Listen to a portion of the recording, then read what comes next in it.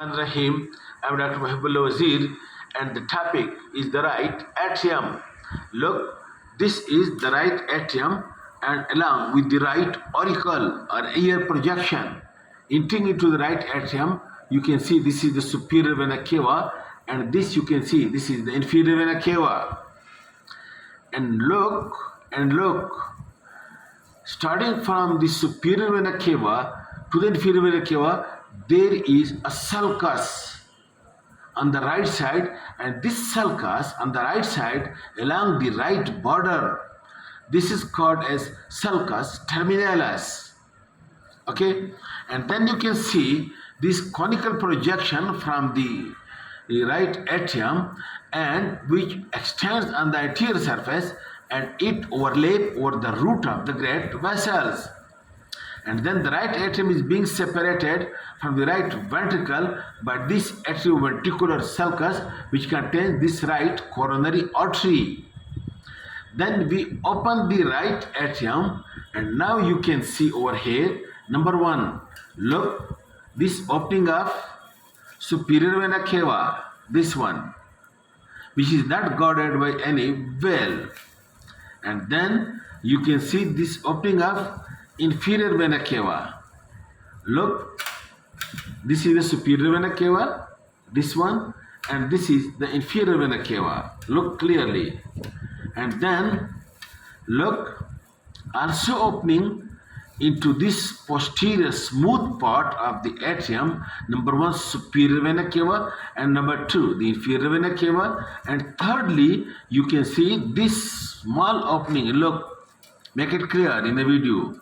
This small opening, this one, this is the opening of the coronary sinus.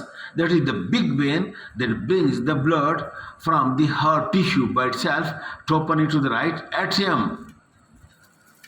And then the right atrium is separated from the left atrium by this septum, which is called as interatrial septum.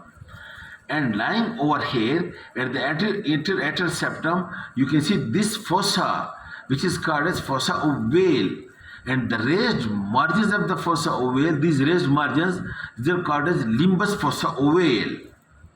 Okay, and then you can see the margins of the inferior vena cava, this margin of inferior vena cava and the margin of the coronary sinus, these are also being raised slightly, and these raised margins of it is called as the veil of the inferior, rudimentary veil of inferior vena cava and rudimentary veil of the coronary sinus.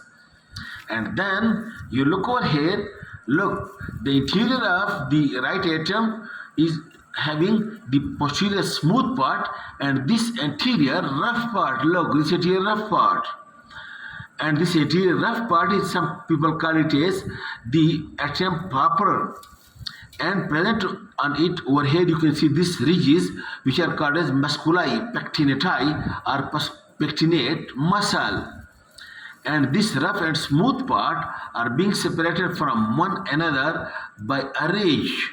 And this ridge, which corresponds to the sulcus on the outer side and ridge on the inner side, this is called as cresta terminalis.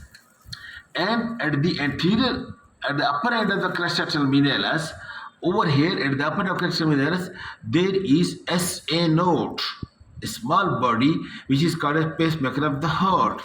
And over here, around the coronary opening of coronary sinus, over here there is an AV node, and this area which contains the AV node, it is being called as the triangle of Cox, being bounded by the margin of the coronary sinus and septal cusp. This is called a triangle of Cox, which contains the AV node. This is and then the right atrium opens into the right ventricle through this atrioventricular orifice, this one. This is the right ventricle, this is the right, and this is the right atrium, and the opening between them is the atrioventricular orifice, which is also called as tricuspid wall, and we discuss it with the right ventricle. Thank you.